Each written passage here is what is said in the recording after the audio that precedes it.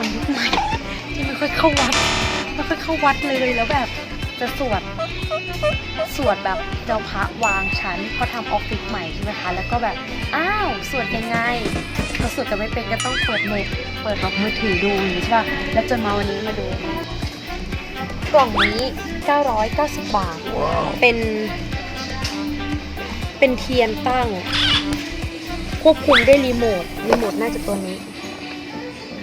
199 บาทอันนี้คือกระถางธูปสวดมนต์ดูดิที่สำคัญดูนะกระถางธูปไฟฟ้าสวดมนต์ปลอดภัยไร้ควันฟิล์มไมโคร SD 128 เมกพร้อมบทสวดมนต์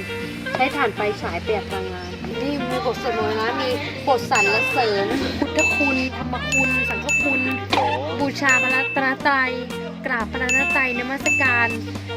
ดูดิเพียบบทสวดมนต์นี้อยู่ในทุกแถมฟรีสามารถเพิ่มเติมหรือลบเองได้นี่ดูขั้นตอนการใช้งาน แล้วถ้าโกรธจะแม่กวนอิมมาใส่เลยบูชาพระพุทธเลย ดูดิใส่ถ่านใช่ป่ะเปิดไฟแล้วก็เปิดเพลงอันนี้นะคะราคา990 บาทอันนี้เป็นเทียนบูชาพระเป็นเทียนทำบุญ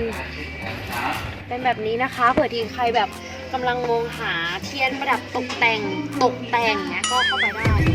ข้าดอกก็มีเอาไว้ไหว้เจ้า นี่ซื้อที่ข้างดอกมีเด้อก็ควบคุมด้วยรีโมทเหมือนกัน มี9 ดอก มี5 ดอกมี3 ดอกเขามีวิธีใช้หมดเลยนะมีไฟทานเป็นสวิตช์ให้รีโมทเพราะว่ารุ่นที่เราเห็นล่าสุดเป็นรุ่นที่แบบต้องเขาเรียกอะไรนะเอาถ่านจากถ้าใครสนใจก็มาซื้อได้ที่นี่นะคะโฮมโปรจ้าโฮมโปรไม่ได้ทายอินนะคะทุกคนอันนี้คือเราอะมาซื้อจริงๆแล้วก็อันนี้เรารออะไร เสร็จแล้วรอมือ นี่นะคะ